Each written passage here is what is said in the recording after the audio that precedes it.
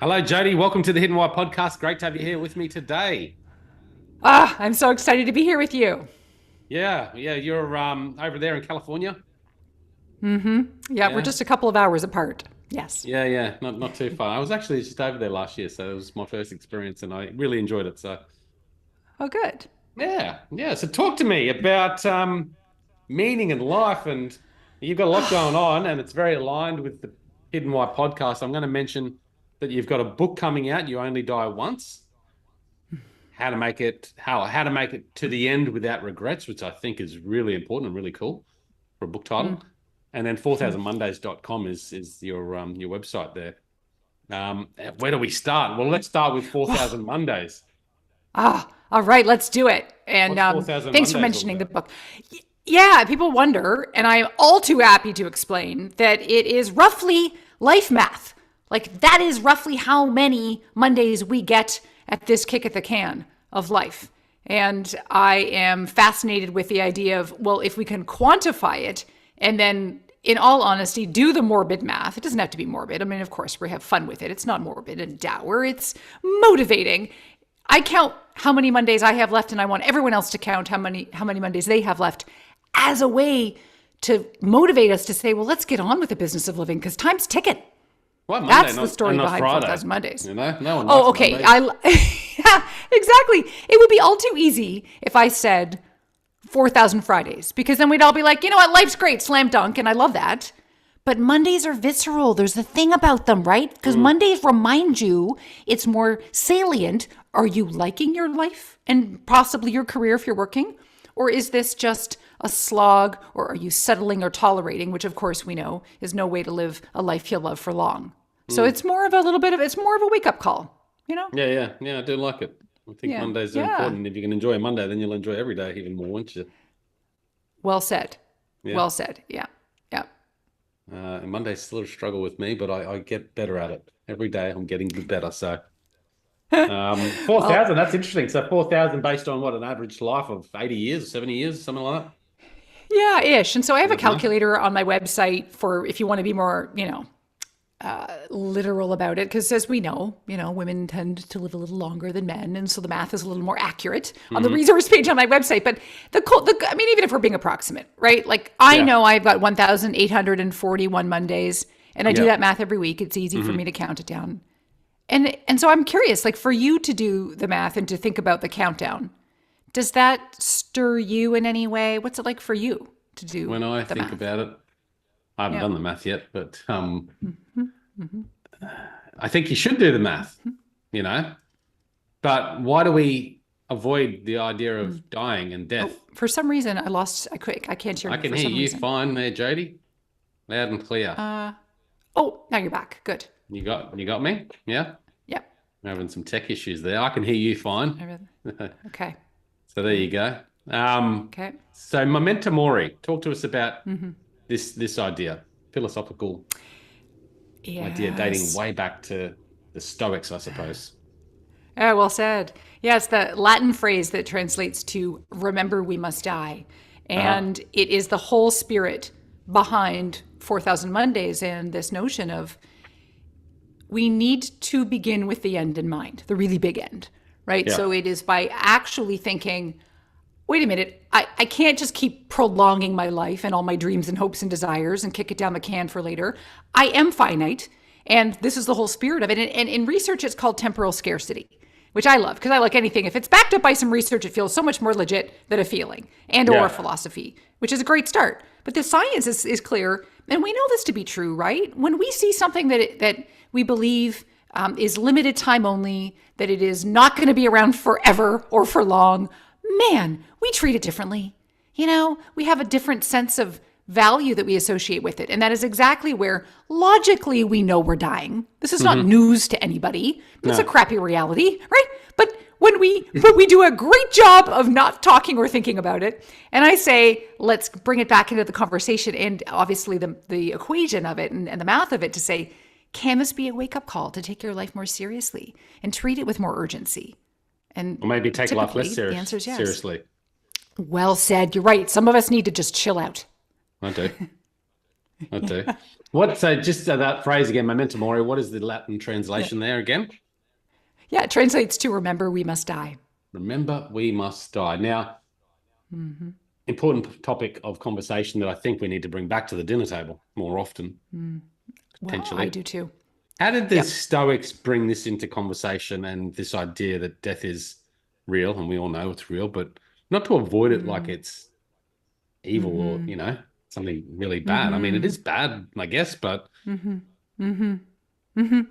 Yeah, it's this acceptance, and whether you're interested in Stoicism or whether you're interested in Buddhism, various philosophies have really embraced the idea that let's let's get down to reality. That denying it doesn't do us any favors, and even if we bring it to modern day, a lot of existential psychologists are clear that by denying our reality, it actually ironically causes more death anxiety. And so they're having, whether it's the Stoic acceptance or the Buddhist acceptance of saying, you know what?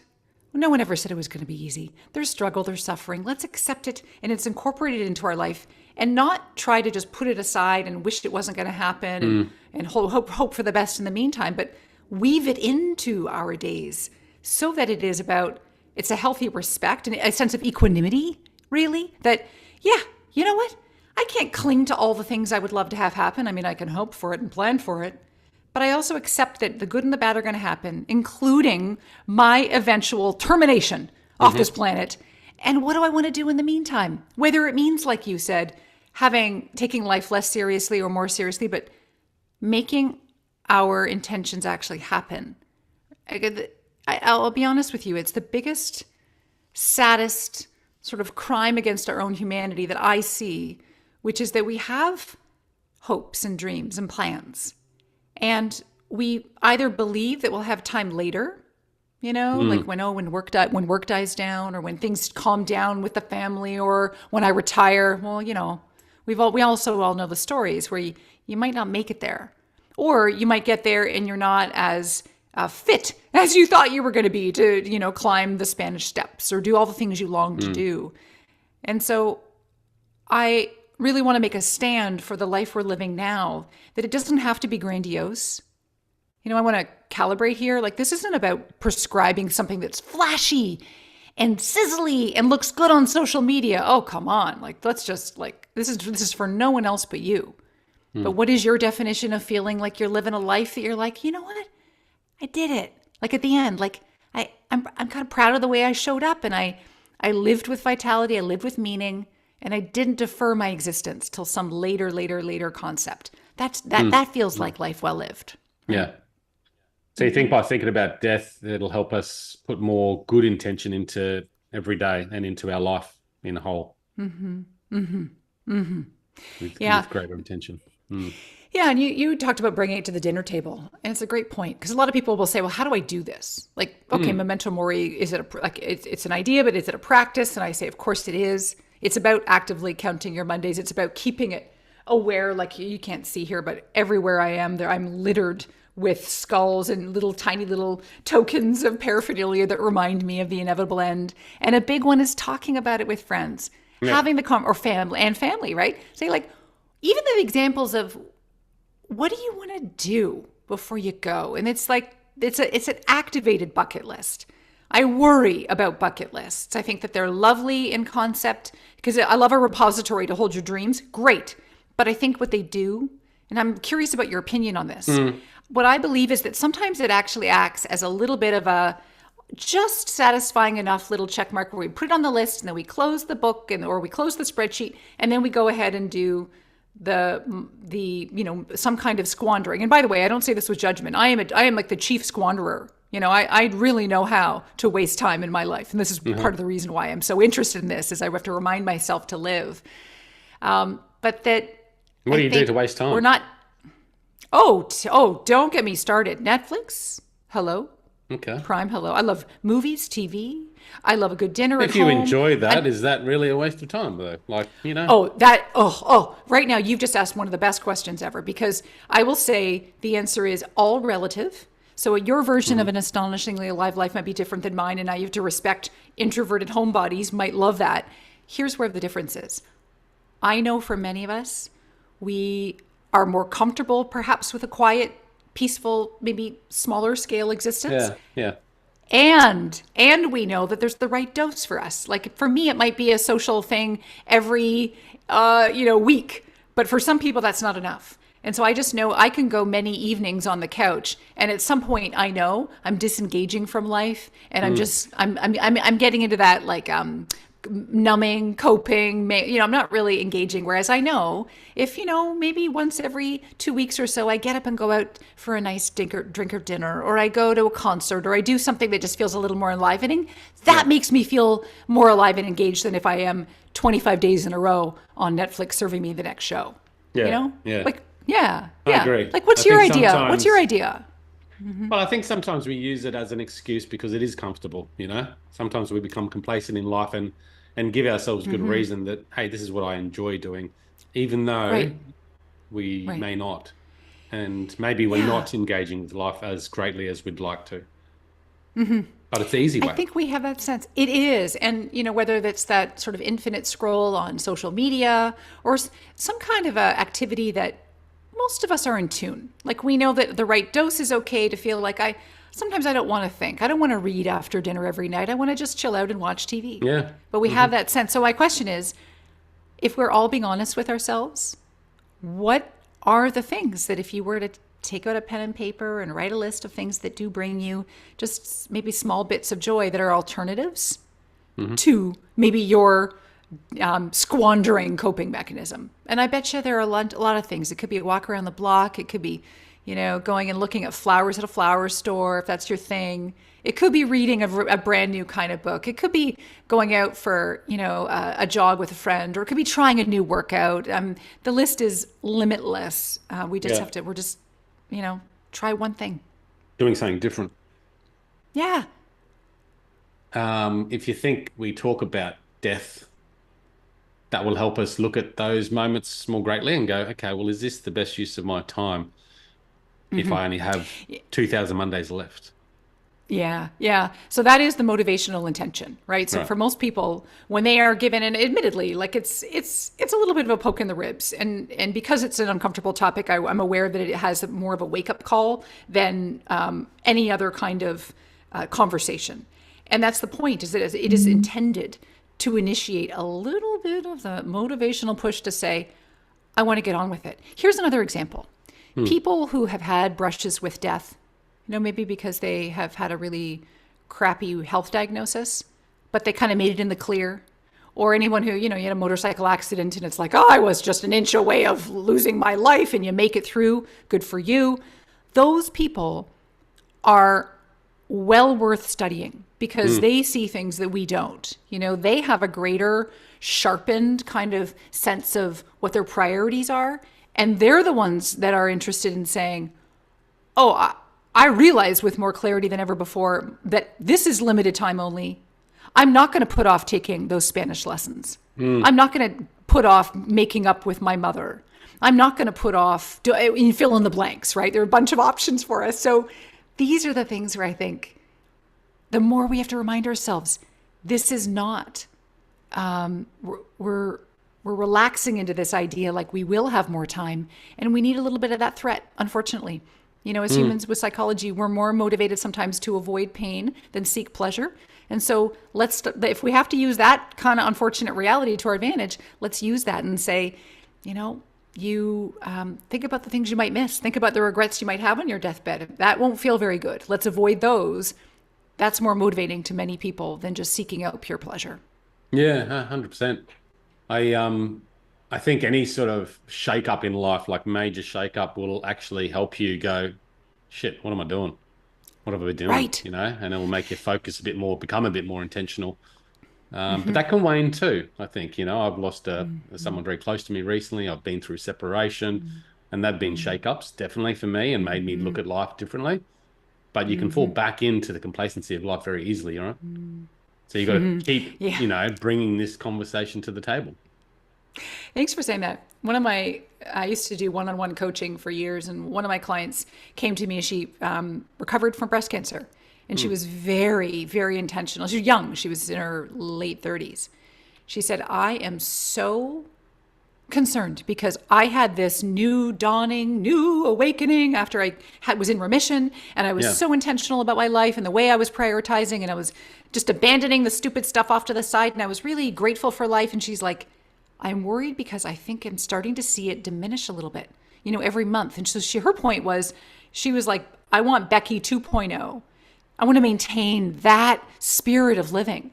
And that was exactly the program for her. It was how to maintain that, because we will adapt. That's just the way we're wired. Yeah. And so research is actually clear. People who have had significant near-death experiences, a vast majority of them still report multiple years later having an impact where they appreciate the sanctity of life, obviously far more so than those mere mortals who've never had to look over the edge per se.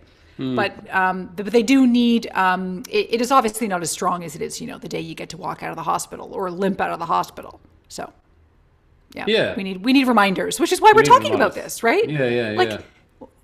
Yeah. So when you go out and we're having this conversation and you go, okay, well, I guess number one, think about death and what, I guess I asked you the question, what don't you want when you're dead? What don't you want in terms of reflecting back on your life? Yeah. Yeah. I have a very severe allergy to the idea of dying with regrets. And in honesty, personally, it stems from my mom dying in her late 50s with a bunch of intentions that she unfortunately didn't take action on. Right. And so I saw the real shame of all sorts of creativity that was just dormant. She didn't get to share it with the world. She didn't get any of the opportunities to, help others or grow or feel that sense of accomplishment and all the benefits that we get from just putting ourselves out there and maybe failing, maybe picking ourselves up and dusting ourselves off, et cetera. And the idea that many of us are walking around with some kind of hope and dream. And they can be really small and they can be really large. Most of us have a nice blending of both. Yeah. And the idea that we get to the end and we have that feeling, like those really significant pangs of regret, like, oh, I never wrote that book. I always wanted to. That to me is one of the that makes me profoundly sad for people. Yeah. Some things are trivial, but it all counts. And you get to be the one to decide. It's all relative again, like what your big thing is or what your little thing is. It could be, I don't know, I'll give you a silly one. Like a participant in a workshop that I did last week, she was like, I really want to learn how to make cotton candy. Do you know what cotton candy is? Yeah. She's like, I Terrible have stuff. always loved it. Don't say that. It's fabulous. Oh my God. But she, for some reason, she just had a bee in her bonnet about like, I do not want to not make cotton candy in my life. It was because she loves to bake and cook. And so it's a bit of a culinary challenge. And it's obviously fabulously. Anyway, for her, that was a thing. She was like, I just want to get this done. And it was like, this is something that's relatively easy, right? Like I need to start a nonprofit that will change the trajectory of the world. No, Doesn't have to be, it can be doesn't have to something. be big. No.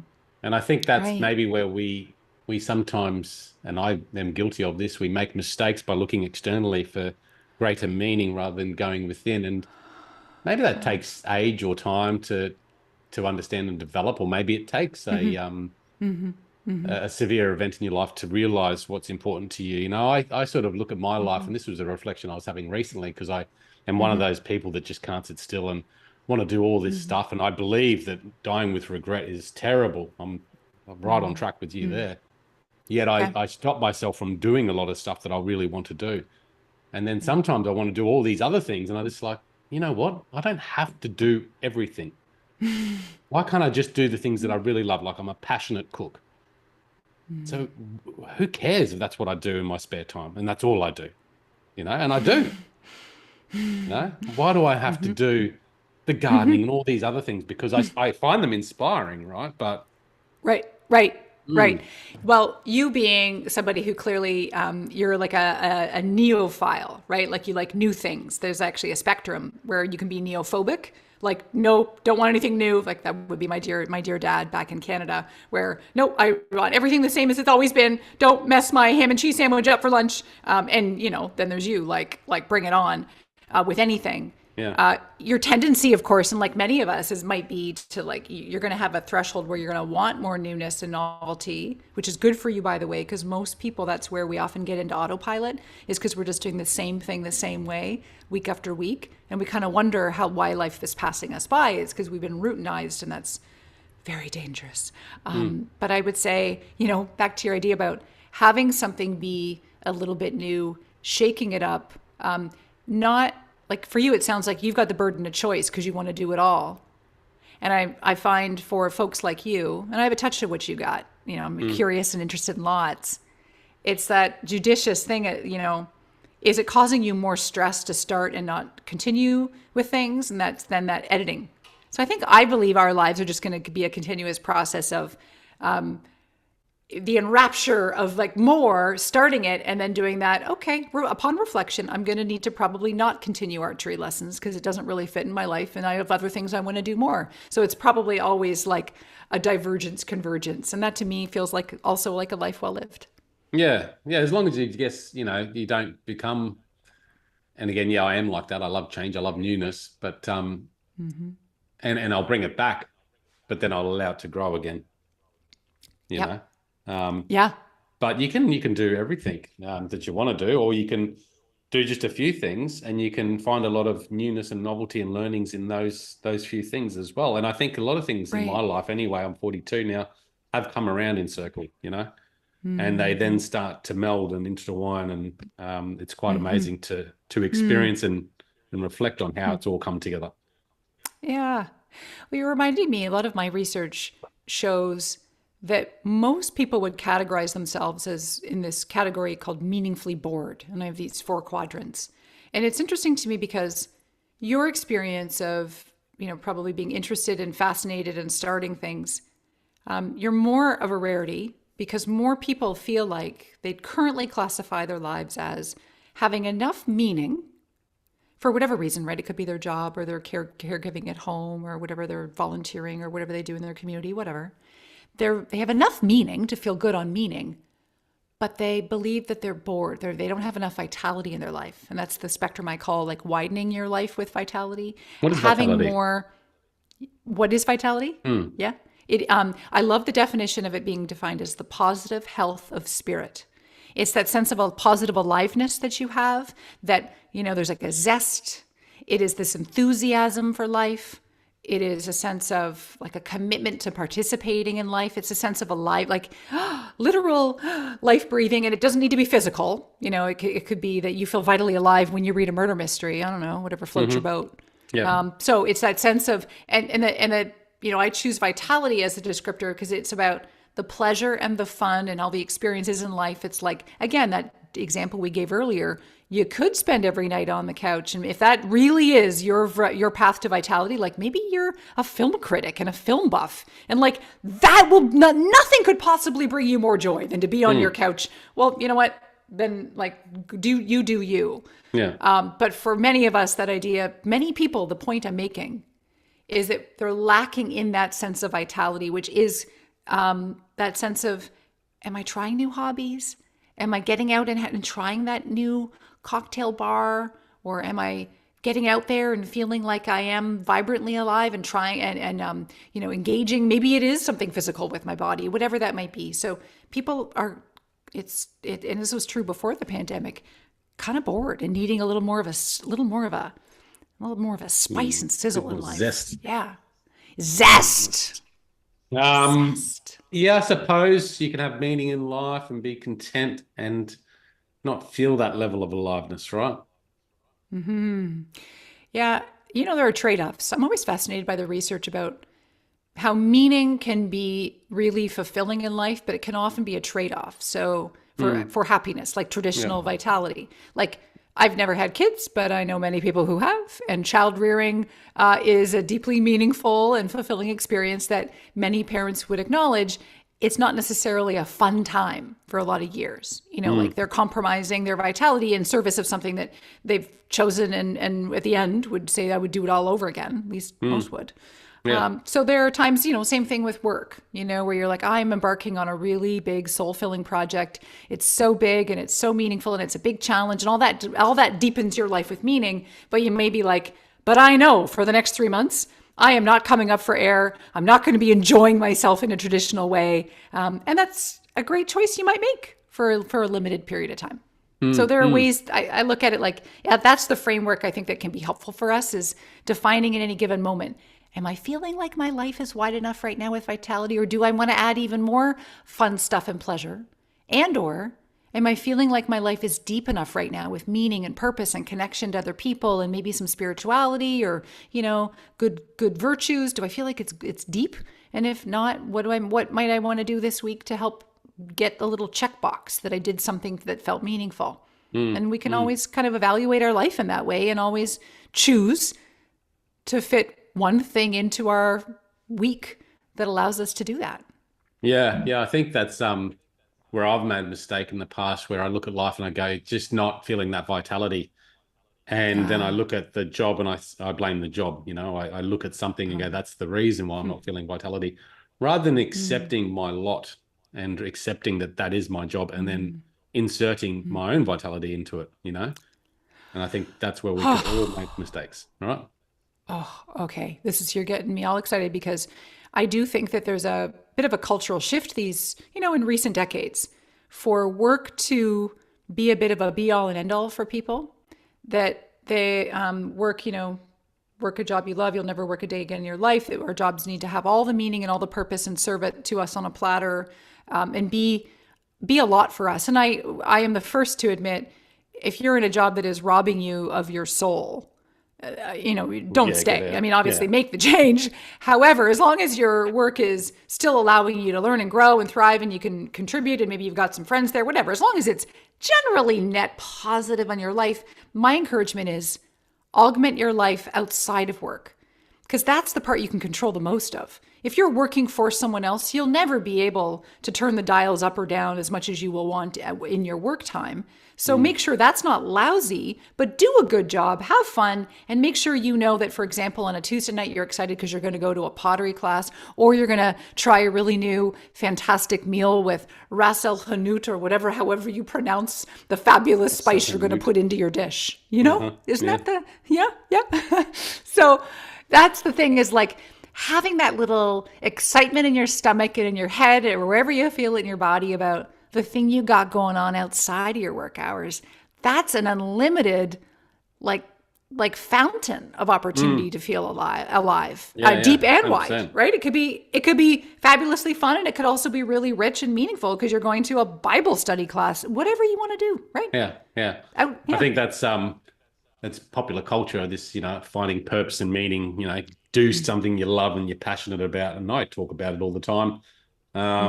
And I think that's a mistake, and a lot of people have this bad feeling about maybe you and I, because we talk about this idea of finding meaning and purpose in life, but it's not necessarily about, finding a job that you can just do every day, because some people might just say, well, I love Netflix and I'm going to make that my job. Or I like playing games and I'm going to make that my job. Whatever it is, like, it doesn't have to be like that. And I found in my personal experience that by going out there and doing stuff that enlivens me, and I still do this today, something that I got to look forward to today. I play social tennis on Wednesdays. Very exciting. And that fills my life with vitality. That gives me high spirit. Even though I have to still get up and I love my job, don't get me wrong, but there's parts of my job that are mundane and boring and I just don't want to do it. But that other vitality that I bring to my life makes my work, all those mundane things, a bit more, high spirit. Yes, it casts everything in a different light. Because if you're in a dead-end job, or just a neutral job that's kind of like work is work, right? And the rest of your life is kind of like fizzled out in a bit of a dead zone. We put inordinate pressure on work, et cetera. But but a vitality and meaning outside of work is the tide that lifts all boats. Because all of a sudden, then your attitude towards the work you're doing, there's not as much pressure for it to be everything, and you start to look at it with actually a healthier lens. So Oh, I'm glad we are eye to eye, and let's take back our vitality without it being at work. It's an inside job, and we got to make plans for it in the hours when we're not at work. Yeah. So where do you start with people? Like when you're doing a workshop and you bring people in and they're going, yeah, I like this idea of, 4,000 Mondays. I want more purpose and meaning in my life. Yeah. How do you start people off in that right direction? What do you do? Exactly. Okay. So I have sort of 5 general steps that we may not get through them, but the first one is to diagnose the dead zones. And that is to really I have a silly but effective assessment at 68 questions. And it's just to help us to really zero in on where are things feeling alive? Okay, do more of that. And where are things feeling dead? And then you get to pick out of that, is it the domain of life? Is it your health?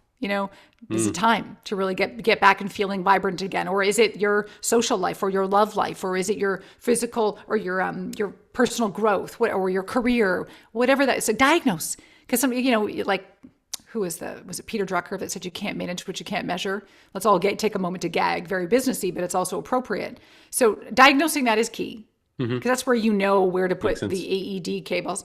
The next thing, of course, I will always say is count your Mondays. You're never going to get away from a conversation with me without counting your Mondays because, again, we need that perspective. And then it is about thinking and looking at your life and saying, where do you need and or want to widen your life with vitality? And it's a process of brainstorming. It's nothing is too small, nothing is too big. This is not about an action item yet. It's about what are things that bring you joy, that make you feel like you've got the pleasure, etc. And then same thing about the deepening list. What are things that you've always wondered about or that you are doing and you want to do more of? Is it that you want to volunteer at the library? Write it down. Doing the data dump of all the things that would be cool. And it's a start in a workshop of but it's a lifelong project to keep adding and tweaking that list. Yeah. And then what it comes down to is doing the deathbed regret exercise. And we've all done this, but it's really stopping and saying, if tonight was the night, sorry about your luck, but like bon voyage, you're dead. And what would you regret? Of some of the things you've identified that you wanted to do, would it really irk you, for example, that you didn't sell your pottery or that you did whatever. So identify those things. And I call them pregrets and I know it sounds kind of silly, but because they're not regrets yet. They're like the step before. So eureka, if you figure it out before you die. You've got a chance. You can do something about it. Right. Exactly. Go take the glass blowing class, damn it, if that is the thing that you would regret. So I get all excited about that. So that is one opportunity. And then there's this reflection point about thinking about your legacy. How do you want to be remembered? Some people are motivated by that. Some people actually, research is clear. I love this. Legacy is We're more motivated. Yeah. Oh, golly. I mean, it actually, I'll be honest, it doesn't resonate with me. But I know that it does with so many other people, kind of that idea about what will I leave behind me? And maybe it's because I don't have kids and, my Well, there's a lot of talk on this. I heard someone talking about it recently, about legacy, and I like the idea of legacy myself. I do. And, that's why it motivates me to write a book or speak to people or do something that has impact. And hopefully people remember me, but no one remembers, right? And I was thinking about this last night. And I was talking to myself out loud. I was by myself because my father passed away 2 years ago, and I said, I remember him, but my children will only vaguely remember him through the stories I share. Their children, less and less. No one will remember me, and that made me reflect on what's really important. Thank you for saying that, because that is the exercise, and you're touching on something where you're doing it in the positive sense, which is how do I want to be remembered, and maybe ensure that there are ways through books and videos and recordings of podcasts where you can, maybe someone will come across your archives in 200 years. But who cares? Because I won't know it. So it doesn't really matter. You won't. Well, that's why Elvis is quite silly. I mean, at some point, poof, but with legacy, some people are more motivated to avoid leaving a negative legacy than to create a positive one. And it just goes back again to the way we're wired. So there are some exercises I'll do. It's like, write a list out of things, ways you want to be described, in your eulogy or at your funeral. And that's lovely. And it can be very instructive.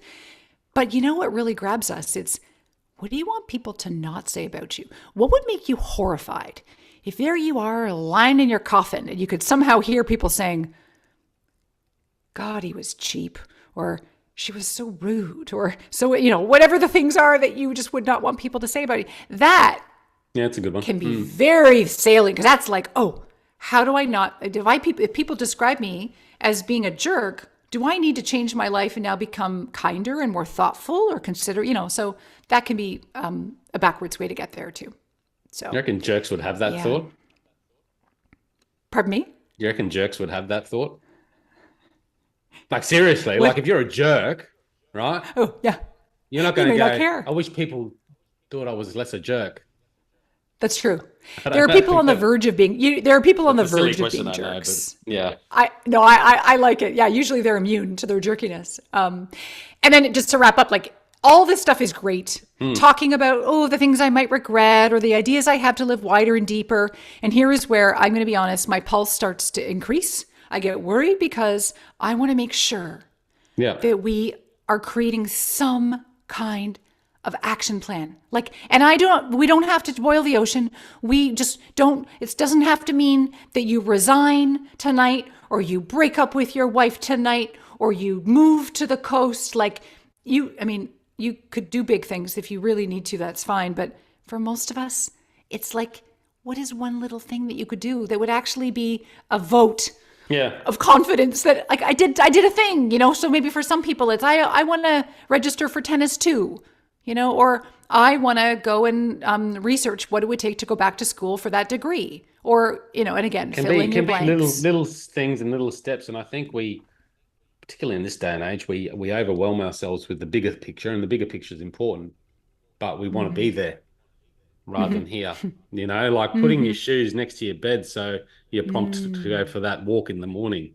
It can be a small thing like that. Putting your shoes on and walking up the driveway and back down.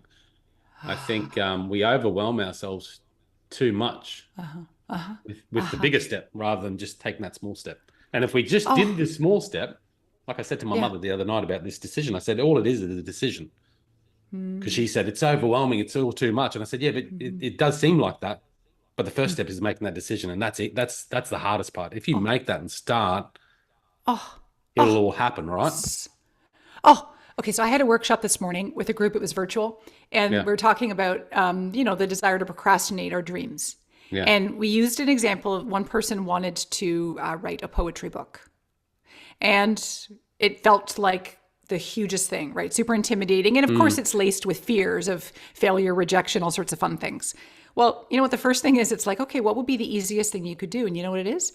Open up a Word document, file, save as, make the name of it, like My Amazing Poetry Book, and then save it. And now you have a file started. You know what I mean? It can be literally the most minute thing, right? Yeah, it could be literally like in this case, looking up, if you want to do something fun for a date night, look up a really great recipe online. Just start looking at your lunch and plan what, so it's one little step at a time, and committing to action. And sometimes we need accountability, which is back to the idea of where we started talking about Memento Mori and socializing it with people, having people that are also kind of motivated by the idea of like, I want to get to the end and feel like I lived my life, and I want to high five myself, and I want to feel like I didn't leave a bunch of my dreams dead on arrival. Then those people are your people to be able to say, hey, did you do the thing you said you were going to do? Like, did you register for the class? Okay, because I did. I registered for my thing, I did a sketch last night. Did you write a couple stanzas of poetry? Like, that accountability can be really helpful if you, It's about surrounding. I mean, they talk about a lot, surrounding yourself by the like-minded people, right? And it is so true. And it doesn't have to be your partner that is the one that always prompts you up. It can be a friend. It doesn't have to be a friend, but you need to have those people in your life. And I certainly feel it. Like, I'm quite self-motivated, but I want those other people around me that push into me and say, Lee, I love what you're doing, and pump me up. That's just me personally. Yes. And if I could have more of those people in my life, it'd be just even better. Okay, well, listen, think about how everybody who tunes into your podcast gets a dose of that too. Like, this is exactly the spirit of living a life, living like you mean it, living a life worth living, all the things where it's like you get these doses of conversations that make you feel like, yeah, we're in this together. Thank you for this idea and inspiration. So you're doing this already for so many people, which, man, like, isn't that fabulous? It feels good. You forget it sometimes, but right? And we look at, I haven't achieved this because we're looking at that bigger vision again. Right. Rather than going, look at what I've bloody done. 10 years of podcasting, 1,000 people interviewed, whatever it might be. And often we forget to look at the accomplishments or the wins, whether it be that big or even the small wins. I put on my shoes this morning and walked up the driveway. Yeah. And tomorrow that's going to motivate you rather than I walked up the driveway and I didn't bloody walk down the street. What a fucking loser, right? That's the sort of self-talk that we have. Yeah. Right. I'm a big fan. I call them tiny triumphs. Like just making notes of the things where, you know what? I'm pretty darn proud that, like I got the kid to school on time today, or that I did stop and spend a minute to brush the cat. Like whatever those little things are, if you're in a rut, managing the tiny triumphs, I think is a really great start too. Yeah. It's uplifting, right? Yeah. Yeah, I love this conversation, Jodi. So do I, Lee. Lee. Do it again sometime. I reckon we could do it. All right. Well, hey, we could talk more about regrets, but in the meantime, is there anything that you want to do that you want to kind of maybe sort of kind of be accountable to all of your listeners? Something small? I want to do everything. No, what I'm really focused on right now is having more impact with my positive, motivational, inspirational stuff. I've been doing it on the podcast for quite a while, but I haven't advanced it to another level, right? And I've written a book too, which is called The Ultimate Life Map, and I've been talking a lot about that. And the map's up in front of me right now. I'm bringing that back into action, because it really makes me happy. So I set myself a goal recently to do a motivational talk on social media, which can be stupid and silly. Sometimes it's probably brilliant. I don't know. But more importantly, when I do it, I feel good. And this is what you're talking about, vitality, right? So if you can bring anything into your life, it doesn't have to be doing what, and I think this is where a lot of people, again, make mistakes. We go, I like what Lee's doing. I'm going to just do what he does. But if that doesn't sit well with you, if that's not your authentic self-expression, do not do it. I've done it before and it's a waste of time. But you may have to go through that to figure it out. I agree with you. We have to learn how to sift and sort and edit. But I love your example because it's undeniable. This thing you're describing, your map, your book, this idea you want to bring into the world to a greater extent, it is energizing you. It's making you feel alive. And that is precisely the recipe. Like that is exactly what we all owe ourselves, is what's the thing that makes you feel that sense that you look forward to doing it. And when you do it, it lights you up. And then when you talk about it later, you talk about it with such energy that it's like, whoa, that's a thing for you. Love it. You're doing it. Yeah, it makes you excited. And I think we often attach these ideas to an external measurement of, success or fame or money or riches or houses or cars. I don't care for all that shit. So I don't attach it to that. And that's okay if you do care for that stuff, Yeah. But I think if you're attached to that reality, you're going to disappoint yourself more than being attached to the joy that you get from doing it, if that makes sense. Yeah, absolutely. There's a totally different feeling in the stomach. So for you, you don't tangle together the idea that you're going to bring more out to social media, for example, about the life map, etc. It's for you, it's more about, is it the process of doing it, that's your check mark on the feel good? It's like the actual act of the process of doing it. I don't sit there and look at how many people have clicked, how many people have commented, And same with my podcast, never have. And at the start, that wasn't the motivation, right? I started the podcast because I thought, these guys are doing podcasts and having quite a big success and making money from them. That's why I started. And then only a few weeks or months into it, it started to evolve and adapt. And I thought, no, that's actually not what it's about. It's about something else. And that's how it can be. You don't have to be Joe Rogan, right? You can run a podcast and talk about a passionate project. And if it brings you joy, great. If it brings you results from that joy, even better. But hey, don't attach yourself to that. I think. I just want to hear more from you. You know what? We want more of your content. Let's do more. Jodi, it's been a pleasure having you on the podcast. Final thoughts, how can people reach you? Oh, thanks for asking. 4000mondays.com, and you can pre-order and order You Only Die Once, How to Make It to the End with No Regrets. And thank you for this scintillating, life-affirming conversation. It's been awesome. When's that book launch? May 7th. May 7th. Oh, good. This podcast will be out well in time for that. So thank you, Jodi. Guys, check it out, 4000mondays.com. Stick the link in the show notes at the Hidden Why. And until next time, peace, passion, and purpose. See you soon.